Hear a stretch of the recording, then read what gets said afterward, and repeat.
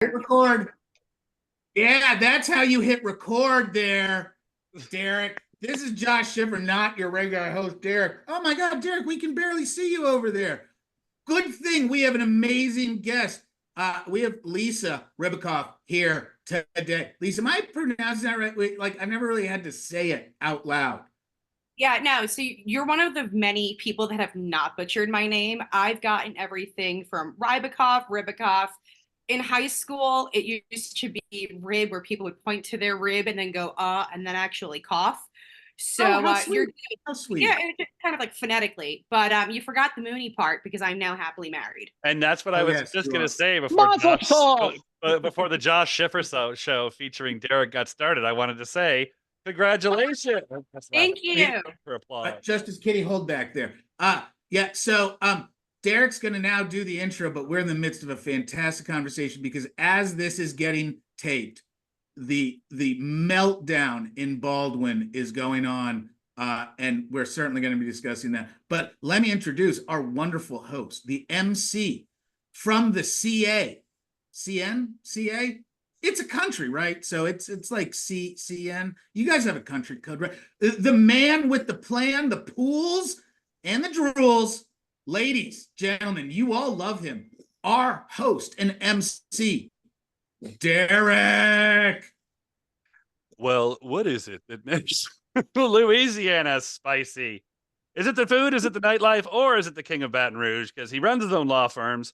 He visits churches all over the world. He's a regular on Court TV, as well as various other news outlets, and kicking it on Talk 107.3 with Brian Haldane. He is the fantastic Franz Borghardt, joined as always by a Truth or Derek podcast, Hall of Famer, a mere 2 states over, the pride of Atlanta, Georgia, also running a law firm when he's not killing it on social media, CNN, Court TV, taking over podcast, ATL News 1, and everywhere they need brilliant advice. He loves cats. He loves courthouses. He is the great Joshua Schiffer. Oh, where did I put the other part? And Justice Kitty. Justice Kitty is here. I forget. Do you video this one or do you just audio this one? I always forget. Both. Both nice. I know you threw me off, so I switched back to my notes and I lost Lisa's introduction. But I was going to add. There it is. Oh, Jesus, this is off to some fucking hell of a start. And Franz left his mic open earlier on Court TV. I'm going to rat him out. His mic was open. He didn't go to the bathroom. So in real time, clipped on Twitter within a day. So in real time, something happened in the Baldwin trial, and I thought my mic was cold, and I make commentary even when I'm not on, and I may have screamed out in my Scooby-Doo voice, "Ruh-roh!" And apparently everyone on national TV or streaming heard it. And then, yeah, so. All right. Well, she is a licensed private investigator, a polygraph examiner, has been featured in Cosmo, Vanity Fair, Good Day New York. She's all over Court TV, News Nation, Dr. Oz, Rachel Ray, and a million other places. She knows if you've been bad or good. She knows if you've been telling the truth. She is the great Lisa Ribacoff-Mooney. Hi, guys. It's funny when Josh railroaded me out of my sexy intro. I was thinking, just got a text. Case dismissed. Oh, well, Wait, dismissed for the day or the whole case? No, I believe case just got dismissed. With prejudice, without. I'm texting. Such the right. If it happened, and I'm not questioning Josh, if they dismiss the Baldwin case. By the way, what does this do to Hannah's case? Like, no clue. I would certainly part of the appeal. Maria Pereira, who we all know and we all love, and is a dear friend. I just name dropped you. Is the one who texted me. It has been dismissed with prejudice. No shit. Wow. And by the way, City of Santa Fe, thank you for also messing up the civil suit. Yeah. Wow. Gee, man, that's spicy. That never happens. I said it on Court TV today. This kind of stuff never. This is all the stuff they thought was happening in Karen Reed's case. That everybody was like, really? Really? Is that really happening? No, this shit really happened in Alec Baldwin's case. Really happened. that I can't wait to pick it apart and to like, I was listening to it, but like I had a bunch of other stuff going on because I only had an hour. And like the idea that the district attorney would sit for cross-examination in the middle of a trial with the opposing party and be crossed by the opposing party, the defense counsel, which, what, man, I don't do that. That's literally what we joke about around the campfire at lawyer fantasy camp. Josh is out of words. That's handy considering we're on a podcast. Yeah, really. Yeah, it takes a lot for me to move the finger. Really, this is absolute unprecedented kind of stuff. And whatever the successful argument was, which is that I believe the state withheld evidence, mishandled evidence. What that does is it just doesn't affect this case. Those are the same decisions, morals, and values that ostensibly have been used by this special prosecutor and the other prosecutors that were all party to it during their careers. And one of the big complaints of the defense bar is that the criminal justice system is based on ethics. Yeah. Ethics aren't bullshit. Ethics really matter. And if you screw them up, I promise you, the state will nail you to the floor. The judge will nail you to the floor. In private practice, ethics dominate so many of your conversations and discussions. Whereas we all know that there are prosecutors who fundamentally lack ethics. And it's so rare that something rises to anything even close to this, even though the suspicions of it are widespread. You know, it's interesting, speaking of ethics, because I was just going to talk furthermore about Lisa being married now, is that... that makes sense. That's a good segue. Yeah, that was a good pivot. Great segue. No, Come out with a Dyson vacuum next? I was going to say, you must have found like the nicest, most honest guy on the planet, because as men, I don't know if you know this or not, Okay. tend to bullshit sometimes. Sometimes they're little white lies. Sometimes it's, I only had 2 beers, that sort of thing. But it was like, could you imagine being married to someone who is a lie detector expert for a living? Like the second you walked in the door, it would be like, listen, I got to tell you everything that happened exactly when it happened. It's not admissible in court, Derek. It is well, it's funny is all states polygraphs are admissible in New Mexico. So that's why I was kind of hoping the Rush trial, someone would have sat for one and it would have been admissible the entire time. So Lisa, we can use them. There's all kinds of different litigation about it, but they use have them, a distinct value in court proceedings. We use them like as behind the scenes kind of things. But I got to tell you, Lisa, it's probably not new technology anymore. I had a client accused of catfishing and assuming an identity. It really turned out to be the dude himself who was being catfished. Like, the guy was cheating on his fiance and saying that my guy was pretending to be him. Whole thing. Anyway, we did this cool optical like lie detector the eye detect. Yeah. Yeah, I had never seen it before. And I'm like, this shit looks really cool. I don't know how valid it is or isn't, but it just looks really, I felt like I was in Blade Runner. It was so cool. Yeah, I haven't touched eye detect only because there is no external scientific research other than the data that they've gone ahead and done themselves. And that's like me saying that if I come up with a scientific theory, it's 100% accurate, and I'm the only one that's done research on it. So what? Are there independent, I assume there's independent groups doing testing on it though, right? I would hope so, that there are outside people doing it, but right now the only published data is anything that they've done internal.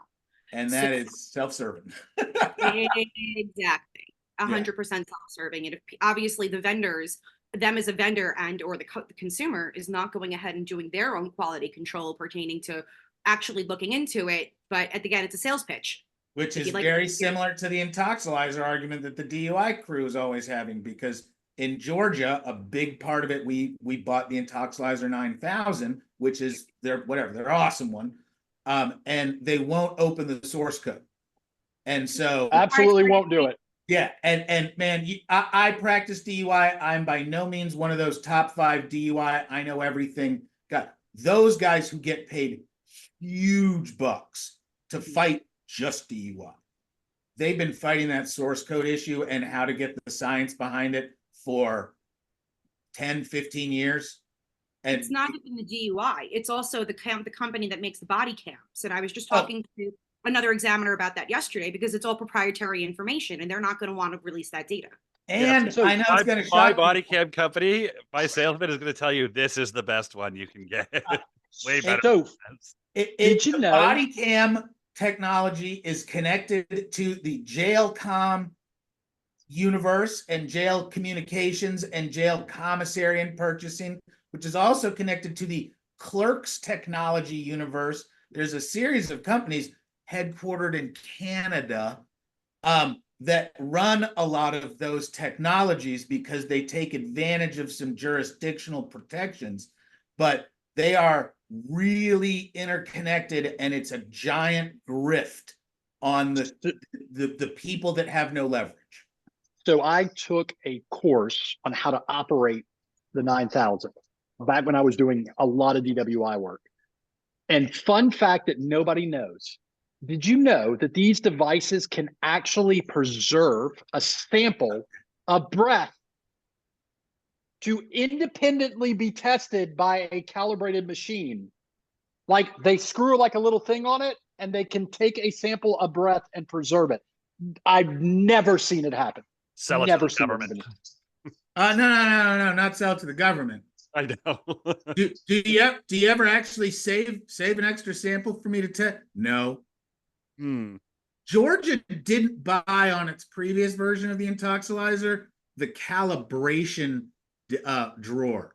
So they had to be manually calibrated, which meant a Georgia State Patrol officer had to drive around the state of Georgia with a jar filled with ethyl alcohol that had two little nipples on it that was at the appropriate measurement solution. But it didn't have caps on it, and it just kicked around in the trunk of a Georgia State Trooper's car. Alcohol is effervescent. The strength, molarity, all that stuff changes over time if not sealed. And that was what they used to calibrate, because we just cheaped out on buying the calibration portion. Those machines, I understand lots of scientists love them, blah, blah, blah, blah. I question technology.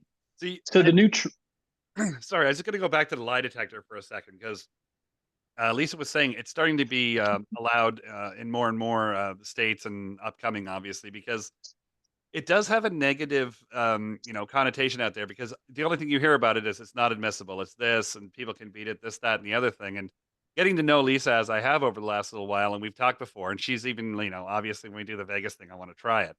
She's like 100%.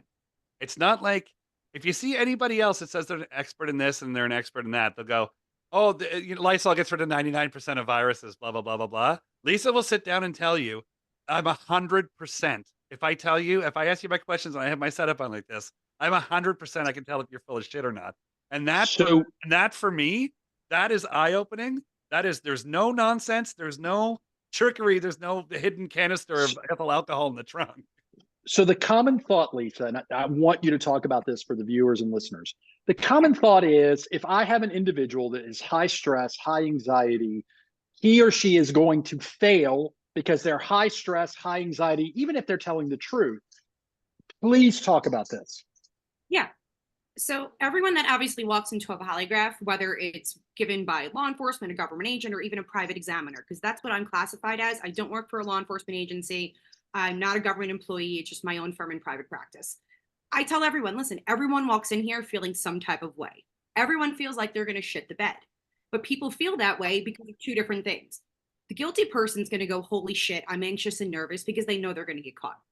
The innocent person comes in there feeling like, holy shit, something's going to happen, or I'm going to fail because I'm anxious, because I'm nervous, even though they're telling the truth. It comes down to two things. Number one, me establishing a rapport with that nervous client to get them to lower their blood pressure, to change their output on how they're feeling about the exam, in addition to going over everything step by step. Because a lot of people come into the office thinking they're not going to know the questions that are going to be asked. It's kind of like, sit down, shut up, sign the piece of paper that you're consenting to take the test. Why did you kill that guy? Yeah. Hey, it's great to meet you. When did you murder him? What time did you stab that guy? Have you always enjoyed abusing children sexually, or is this a newer thing? Yeah. What was the traumatic event in your life that turned you into a piece of shit? That's going to be the But- name of the podcast. What'd you say? I said that's going to be the name of the podcast. Yeah, pretty much. This session's title. So we used to, so in Louisiana, what we used to do is we would hire someone like Lisa when our client was like emphatic that they were innocent in a way that in the history of innocence. And we were like, okay. And they're like, no, I want to take a polygraph and I want you to immediately tell the prosecutor I'm taking a polygraph. I'm like, let's slow down a little Yeah, bit. let's pump the brakes on that. Yeah, let's do an independent one. Let's get Lisa to do it. And if you pass it, you may have to do a secondary one with somebody that the prosecution picks, but at least we have this one that shows, hey, you passed it. Sometimes they wouldn't pass. And it was like, Oh, yeah. Just a quick follow up on that, Franz. If you give your client as a defense attorney a polygraph, do you have to put that into discovery? No, not under Louisiana rules. It's one, in my state, it's not admissible. Two, if it were admissible, I only have to disclose it in reciprocal discovery if I plan to use it. Right. And then oftentimes in our system, like with polygraph and polygraphists, I seldom get to say that word, polygraphist. Polygraphists, mental health evaluations, I'll do an independent evaluation just to see how it comes out and sit on it to where if it says, hey, my client's not batshit crazy, okay, well, maybe I'm not filing that sanity motion that I was going to file, you know, or I'll do an independent DNA analysis of something and I don't like how it comes out. And I'm like, okay, well, I'll just keep that to myself. And really, the policy behind that is you want to be able for the defense to develop work product to develop their case with.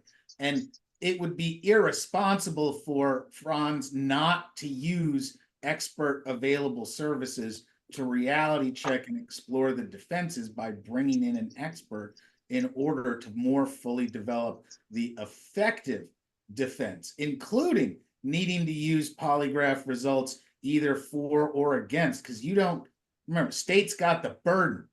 If you may need to reserve polygraph, there's all kinds of different strategic issues, similar with mental health notes and other professional work product. There are very specific obligations about what you do and do not have to share. I get it all the time where attorneys will contact me and say, listen, here's the charging documents. This is what he's being accused of. Formulate the relevant questions. We're going to come into the office. And at that point, sometimes defense counsel will sit in on the pre-test interview where I go through the narrative just to see if there's any additional information that I acquired that possibly hasn't been told to them during their intake. And then from there, I run the exam. And usually I make the phone call first. Your client is either pass or failed. If they pass, I'll develop a written report. And that way I maintain work product, which is obviously covered for attorney-client privilege. And if they don't pass, there is no work product, so nothing is discoverable. Is there like, I don't want to say a pass fail, is there a more, I mean, obviously people aren't coming to you because it's like, it's good news. Like you said, when people walk in, they're nervous, usually because something like nobody goes to take a lie detector test because everything's going great in their life. Is there a percentage of pass fail? No, I don't keep numbers like that because when you're testing for various issues. I'm testing for Title IX offenses. I'm testing for probation and parole with regards to PSOT, which is post-conviction sex offender testing. I'm doing it for instant offense, thefts, murders, manslaughter, and then the regular Maury Povich, infidelity, marriage, husband and wife, baby mama drama type of stuff. So to go ahead and try and say there's a pass fail rate, I don't want to go ahead and create like a multi-issue or a multi-subject pass rate fail. It is what it is. I mean, sorry. Derek, think about it from our perspective as lawyers.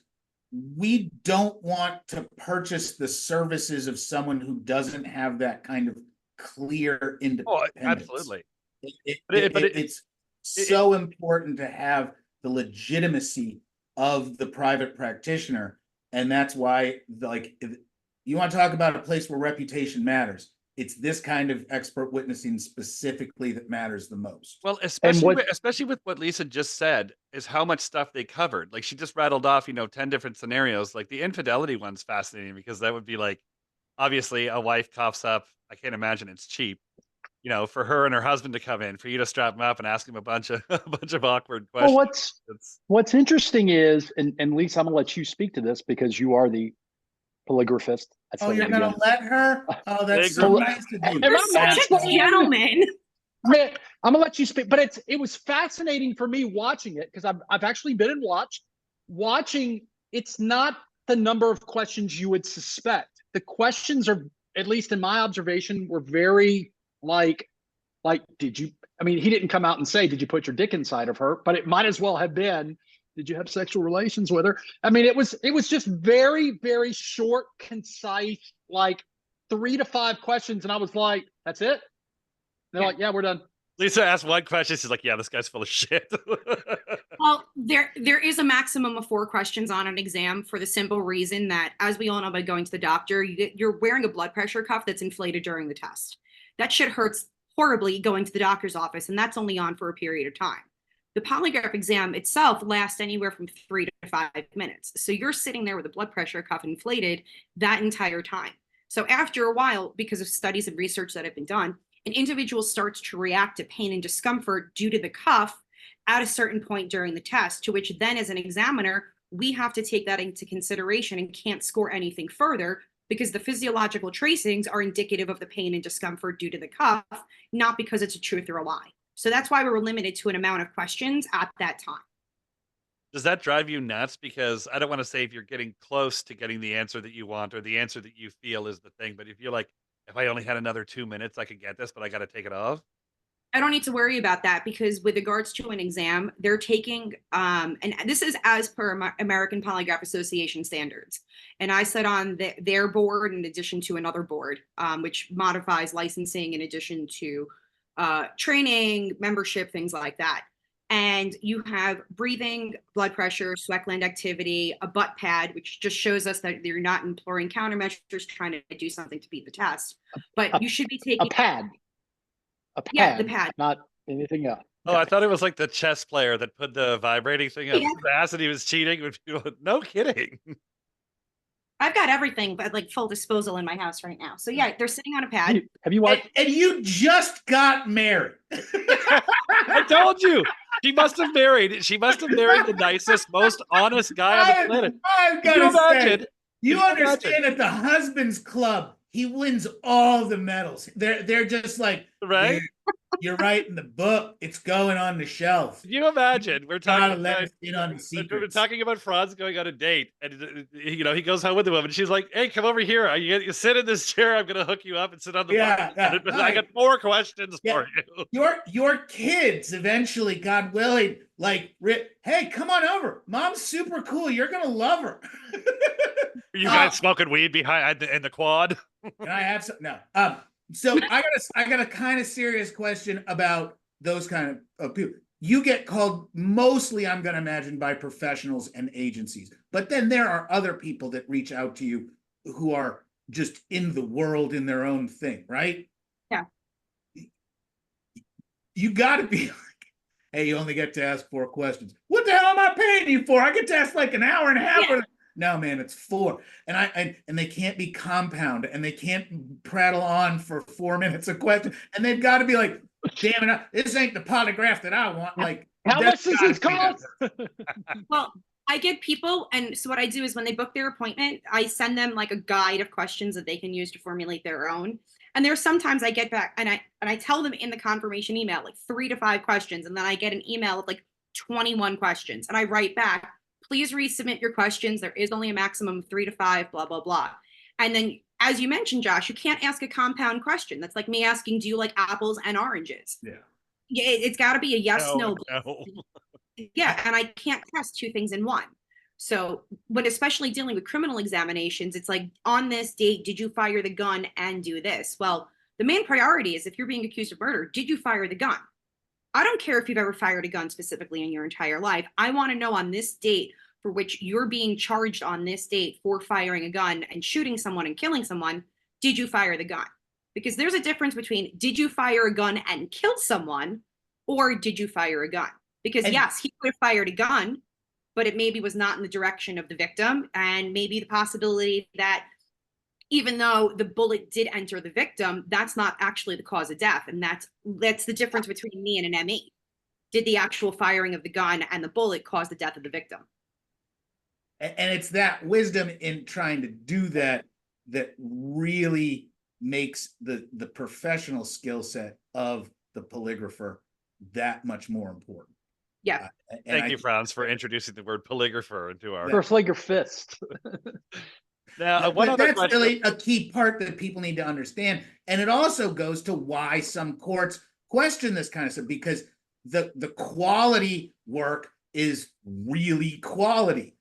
But like lawyers, the bad stuff is just indefensibly crappy. And that's a good thing because the technology is continuing to advance. So an interesting tactic I've deployed in Title IX is I will get generally it's a male. Generally, I represent a male accused of doing. Tell people what a Title IX is. Sexual assault, domestic violence, loving too hard. College, school, educational.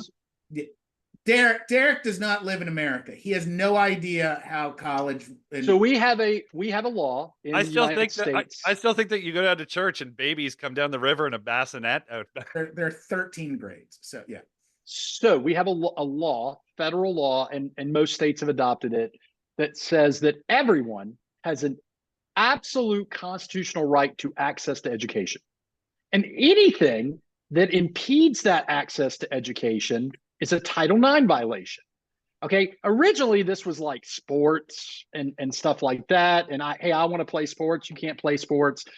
Now it's become domestic violence, sexual assault allegations, sometimes stalking. Like we were in a relationship and I broke up with them, and they're as I said, loving too much. Sometimes I've had the ye old, I put a GPS device on her car because I just wanted to know where she was because I care about her. The important point being they range from the absolutely meaningful, serious, very harmful, clearly evilly criminal, predatory bad shit, all the way down to, this isn't fifth grade, man. Y'all need to simmer down now, because it then gets turned into a cudgel and people use it to abuse people. So he asked me for my number. I said no. He never talked to me again, but I'm filing a Title IX violation against him. So it's a spectrum, right? What I've done on some of the bad ones is I'll independently test my client. They'll pass the polygraph test. And then I will gently, in Louisiana, the Title IX at LSU, the Title IX investigator is a former FBI agent, fun. And so I will suggest at our expense that the claimant, the person accusing my client, also participate in a polygraph test. We'll pay for it. And by the way, we've passed ours. And generally, not always, but generally, that sometimes resolves my case. And it's crazy. It's crazy. But those are the kind of, I love using a polygraphist or polygrapher in those kind of cases, because I have a client that's like, no, I didn't do that. I really didn't do that. And by the way, the beauty is, this is where Josh and I make money, is in the Title IX proceedings, if there's a criminal allegation too, my client is participating in a Title IX proceeding that if he doesn't participate in, he's going to get booted from school. If he does participate in it, anything he says in the proceeding can be used against him in the criminal case. Which is a violation of his Fifth Amendment right that is not voluntary in any way. And I know a lot about Title IX. My partner, Doug, who Franz also knows very well, has and still does serve as a Title IX evaluator. These are some of the most difficult things I've ever considered in law. Yeah. Because you have so many variables involved.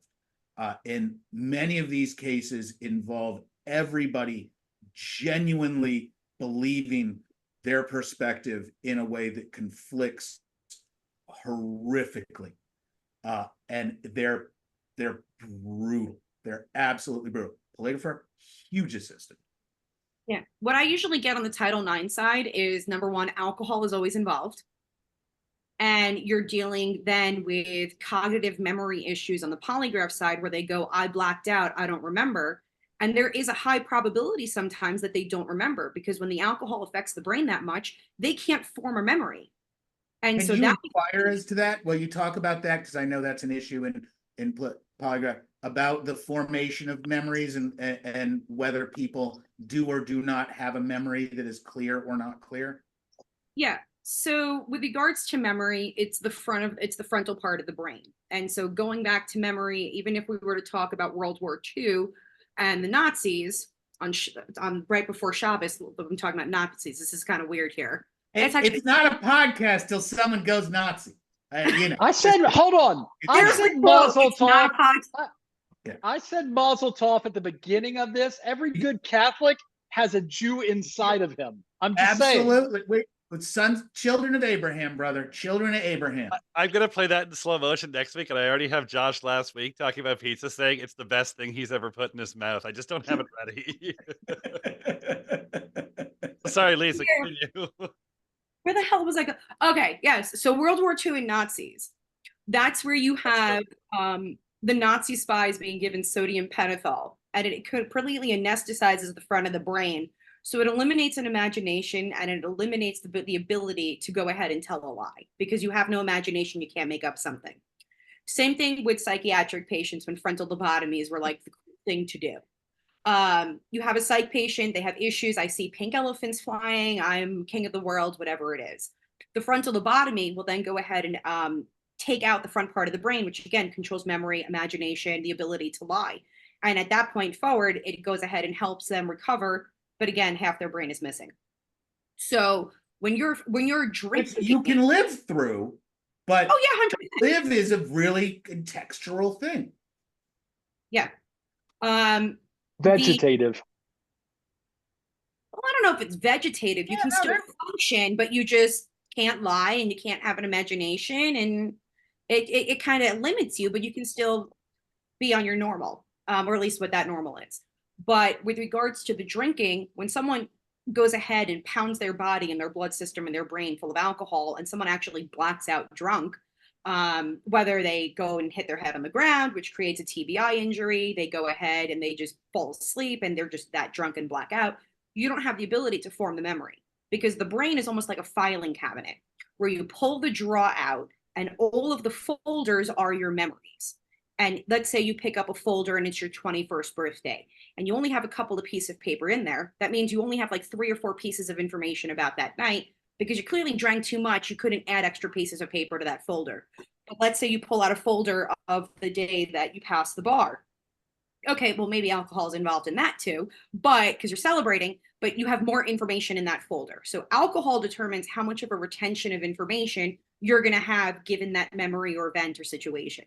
So when you're dealing with Title IX situations, most of the ones that I get are gentlemen that are being accused of a sexual act. And I would hate to say this, but I would say out of every 10, 7 of them are women going ahead filing an allegation when alcohol is involved and they were already in a pre-existing relationship with another person and they cheated and they fabricated that there was some sort of sexual assault that took place, and that they can't remember the specific details, but they know that this has transpired. It was against her will. She didn't consent. And then at that point, as the examiner, I bring him into the office and I ask him, on this date, did you have sexual contact with so-and-so? It would be yes. On this date, did, and then I would drop her name. Did she ever verbally or physically resist you? And that's when I'll go ahead and use the compound, just to go ahead and show, listen, she never said no. She never said stop. She never said get off me. She never pushed me off of her. She never clawed me. She never tried getting out from underneath me. And those are the questions that I would ask to show that she was a consenting participant and that he did nothing wrong. And it's by not saying consent. It's exactly. Not triggering that word, which gives a lot of legitimacy in front of a trier of fact. Because yeah. Now, well, consent is open. I had one more question for Lisa before we move on to some serial killers and stuff. Woo! Polygraphers and Jewish holidays and Nazis aside. I don't want to talk about Karen Reed anymore because I think all of us have talked that kind of to death. But I just wanted to use that as an example because, again, getting to know you and how good you are and stuff at this. Do you kind of get a sixth sense without the machine if you watch somebody, either the way they talk, the way they answer questions, or the way they kind of have their body language, facial movements and all that? I don't want to say it's like, you know, like a sixth sense or like a special ability, but is there certain times when the person's talking, whether they're on the machine or not, where you're kind of like, I kind of know what's going on here, whether they're full of shit or not? I've learned that since moving to Vegas, dropping a bullshit in the middle of a conversation is a lot more justifiable and I can get away with it than doing it in New York because people have feelings out there. But it's like a light switch. It's something that I've learned to turn on and off. But like there are given times where I'll have a conversation with someone, I'm like, you're full of shit. Like, let's try this again. Like just, but it's a learned skill and it's a learned behavior. It's just whether or not I choose to, it's almost like being a psychic medium, or it's like, oh, I've got people trying to like come through and talk to me. Mama It's Lisa.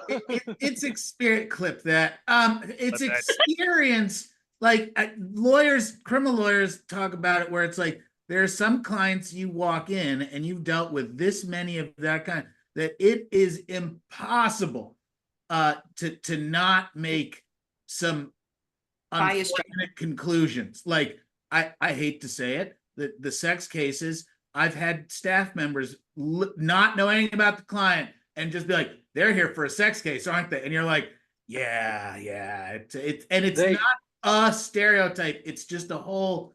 It's like an aura where It's it's a like, learned behavior. yeah, but it's because They I've look spoken the with so part. many of them.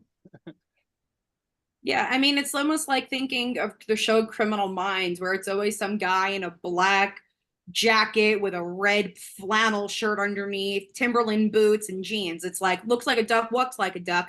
I don't really think it's a cow. Yeah, because I don't like the whole body image, body movement, those experts, like body language experts. Oh, Sorry. yeah. People are always, oh, I got a body. And, oh, they look up and to the left when they like, man, Bullshit. I get some stuff, man. You make some broad general assumptions, but there's not a lot you can get from someone, especially from viewing them at a distance on a flat screen compared to being there in person, which gets us back to the virtual communications and all that, and why I'm so against it for a lot of court stuff. The aura of truth and authenticity is so much easier to pick up on when you are in person. Doesn't matter if you're 20 feet away and they're in a witness box, something like that. It's so important to see the whole person when you're making, and that's why the importance of these tests. It sinks it down for people. All right. Well, I just had Franz and I were talking before we jumped on that you and Lisa actually have something in common, that you've both worked serial killer cases. I know with Franz, it was his first case out of law school, and I Well, know it wasn't my first case. It was my first solo homicide case. I was a public defender, and Lisa, if you Google Jeffrey Lee Guillory,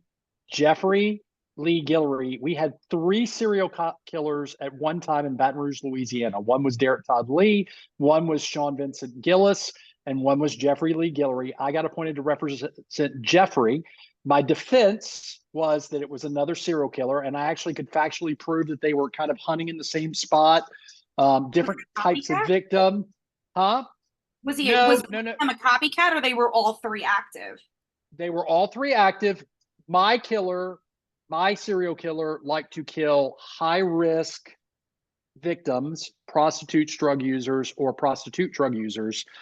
Sean Gillis killed everybody, and Derek Todd Lee had a certain type. But it was, if I can ever write a book about it, it's going to be entitled me and Jeffrey defending a serial killer, or Jeffrey and me defending a serial killer. Yeah, and I brought that up because I know Lisa's been following this closely and working on the Long Island serial killer now. Risk.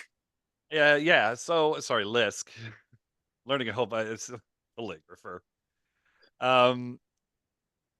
So I know we talked a little bit about it with Cheryl a few months ago, but with a case this big, how do you start to unravel? Like, I think with Lisk, they just added 2 new people to it. Yeah, there's Couldn't that have been done by anybody? Like, I'm amazed with how broad a span here. You're looking at what, 40 or 45 years is how you start picking ones and saying, you know what, this is the guy who probably did it. DNA. Other than that, It comes down to DNA, where if you I can send it to you. It's the chart that they have showing the relationship and the breakdown of what was tested to matching the hair on the burlap sack for the Gilgo 4, where they have a profile and they continue to build the profile off of what they've already established, because obviously some samples are stronger than others. And so what they do is they take the original genetic makeup, they go ahead and test it, and that's factor 1. Then they'll go ahead and test another one and go, okay, well, we have this sample from sample 2, but then we already have factor 1. We already know that they're matching. So let me take a little bit from A and a little bit from B, and then you make a stronger profile. And it's literally just using Legos throughout the entire time, which is going to go ahead and build their case, especially with these cases that are coming back from the 1990s, where that DNA, obviously over time, it's going to go ahead and diminish more and more. When you have the factor X, whatever you want to call it, that stronger sample to test and compare, that's how they're making these matches. And that's really what it comes down to. And shout out to Othram and Kristen and David Middleman for the work that they do, not even just on this case, but they're pumping out 3 to 4 cases a week where they're going ahead and solving. And to me, it's not only just solving cases, it's giving the name and the identity back to the victim. So Lisa, is this one a capital case or is it non-capital? The feds haven't taken it yet. Because remember, it's in New York, and it's non-death penalty, and there's a lot more to this case, I feel, that comes in the next year. Like I think that he was personally. I feel that his spread is going to be bigger and bigger, and yeah. I think that there are a lot more victims. I think that he's just used Long Island as a personal playground pertaining to burying victims wherever it is. I do think that there is a possibility of out-of-state jurisdictional issues. I don't think that he's responsible for those highway killings down in Virginia, because it doesn't fit the physical profile and the description of the perpetrator that is disseminated on the internet does look like him, but it doesn't match the MO in certain parts of his timeline, even though his mom was living there. My thing is, I know a lot of people up from there. I went to school in Massachusetts, tons of friends in New York, New Jersey. Oh, no, I'm not talking Mass. I'm talking about Virginia. Oh, I know. But I know a ton of people that live in the New York, New Jersey area, very familiar with the way Long Island operates. The idea that my belief is that he only got caught because he ran out of other places to hide other bodies in many ways, because if there's a region with a list of missing people that no one's just ever heard of again, many of whom weren't even reported missing. And that's something that people have to understand. The social safety net is so hole filled that perfectly loved adults, when that last relative dies and they fall off the radar, no one's ever going to know they went missing. And I just, that case makes me very sad. So it's also harder to be a serial killer in 2024 in these decades than it was when you, and my heart goes out to each and every victim, solved or unsolved. But what we can do now and the resources we have and the ability to communicate information is totally different than we did. You know, you think of some of the historic serial killers we had that were doing stuff for like, you know, it's not the same. It's not the same landscape. And I asked the question about capital versus non-capital because sometimes that's leverage, right?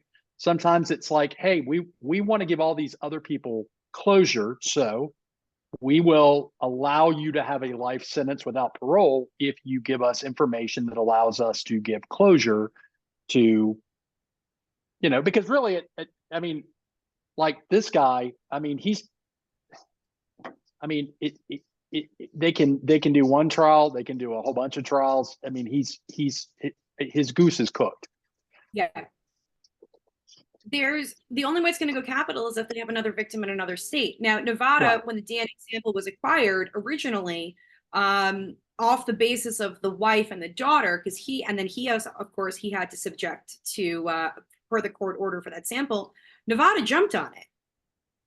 Metro State Police, Metro PD from here in Vegas has his sample.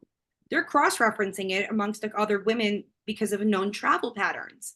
What they need to do is they need to take his known travel history, which has been acquired from the wife and the daughter, in addition to all of the records and everything that he's retained through both of the storage units, and kind of make a timeline and go ahead and match victims in known states of where he was traveling at that time. Yeah, it's a shit ton of work, but everything is in names. Well, Can you imagine being a wife or a daughter and having no clue that this was going All on? right, now we're getting it. No, but you know what? I was just No way. I was The just gonna wife jump on- is, I was just the gonna jump on wife is what- in on it. I was just gonna jump. Yeah, I agree. Well, we'll talk about that in a sec. But what Lisa just said was interesting because there's other, they're putting this DNA building block together and all that sort of thing. All this is going to depend on good police work. It was good collection routines and all that. Because again, I said I didn't want to talk about the Reed thing, but that seems to me, again, just from Johnny looking from the outside in, that had that CSI work been done properly, this would have been, this case would have started at 9 a.m. and been done by noon. A very different prosecution would have happened with a sufficient investigation. Yeah, so that's what I'm saying now, and that was one of my other questions because it's that you guys are all involved in the law in one way or another. Do you find that there's a little bit of, I don't want to say sloppy, but incomplete police work that does end up getting to arrest that just gets pushed over to the legal side? So, the old saying, I got to clear off today's meaningless stack of paperwork to make room for tomorrow's meaningless stack of paperwork. The legal term is harmless error. Yeah. You will hear about it in lots of appeals. And yeah, the officer totally violated something that my client would think is a sacrosanct important, makes the entire case invalidates the entire case if it's broken. But the courts go, that was just a little harmless error and wouldn't affect the conviction at all.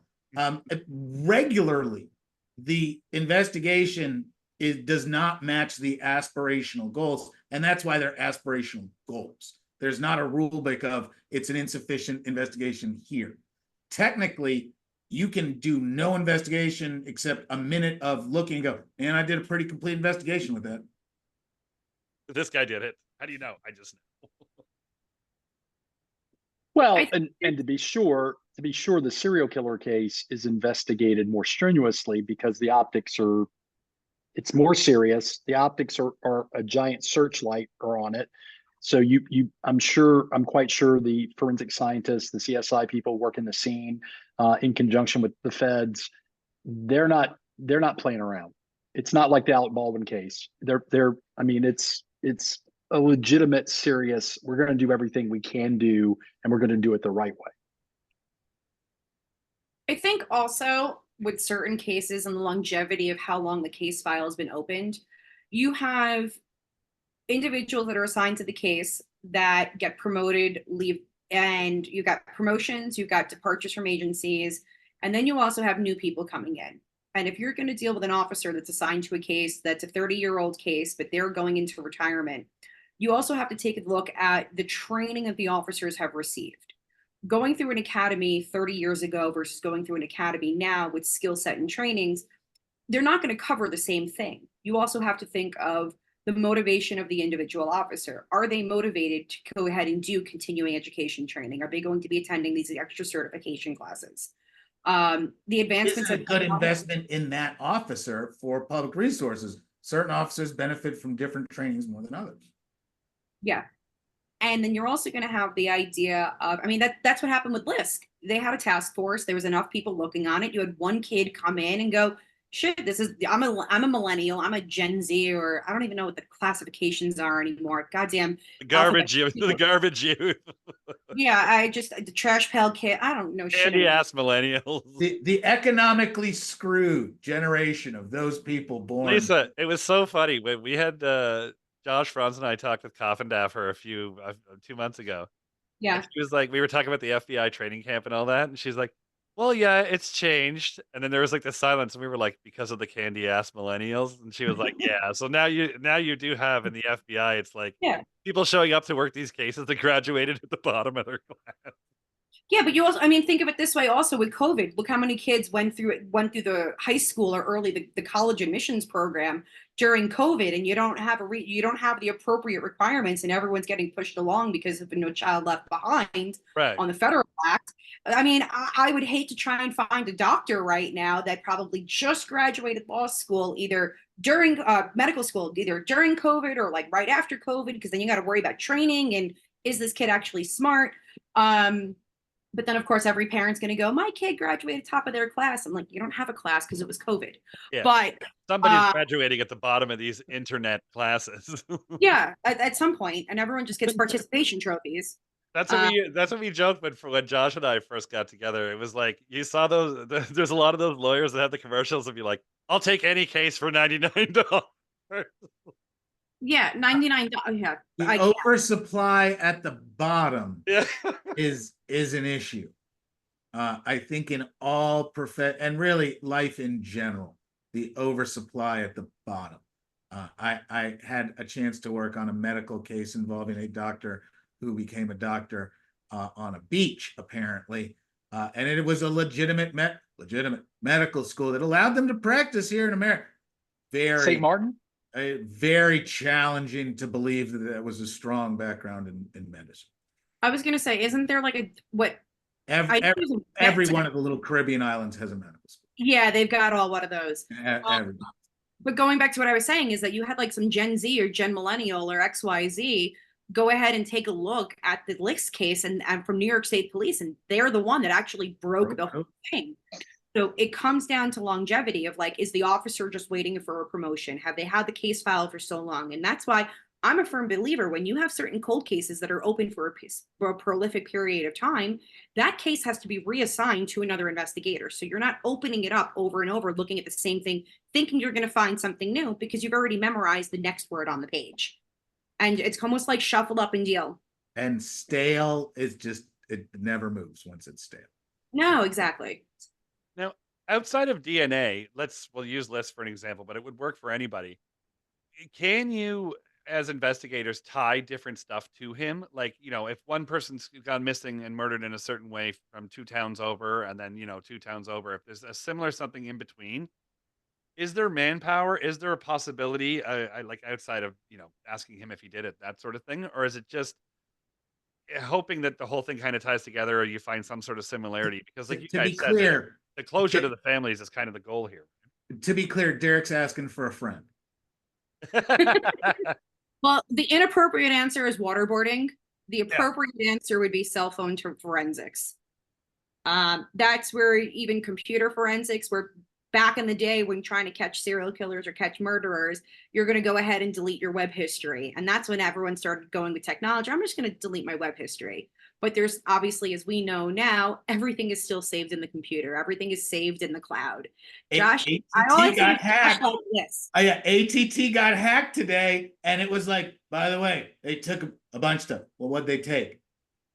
A bunch of stuff. Oh, all the messages, all the text. We're gonna see what, dude. When people are encrypting things and if you did it on the phone, if you did it on the computer, someone can find it. That's when you have that oh shit moment of, did I take that nude picture and did I delete it? Did I not delete it? Or the only secure communication is a pen and paper. Like seriously, and don't mail it because God forbid you deal with the mail these days. Burn after reading, sort of. But seriously, if you do it on the internet, it exists out there. And I know some nerd who can find it. And your cell phone is ratting on you all the time. So is your car. So they're going to get all of you to plug into your insurance app on your phone because they're going to tell you it saves you money on insurance. When no, they're going to be collecting data. You're a little data farm. It's the matrix all. Sorry. So it's 7 o'clock almost, and it's been a day. Josh, how does that make you feel? We can do the Schiffer therapy session next time because Lisa's coming back. So can we talk for 3 minutes about Vegas food? Because I have a special request for Vegas restaurants. We're going to. I just got to stop recording for a sec. No! Here we go. So no, in the se- Here we go. For more There Joshua they Franz, were- maybe you need a lawyer. Do Maybe not stop something else. recording. Joshua Schiffer at www.jdrugraplaw.com, on Twitter at lawyer Schiff, or just Google Joshua His Schiffer. mom makes Helping him. Franz Borghardt, Louisiana. Visit www. It's his mom. Twitter at Borghardt Law, and yes, Lisa Ribacoff. If you want some more of her, check her out at Lisa Ribacoff on Twitter at If he doesn't say iigpi.com, this, he doesn't get or his- just lie 3 times in the mirror and she shows up and tells you, and everyone goes to jail.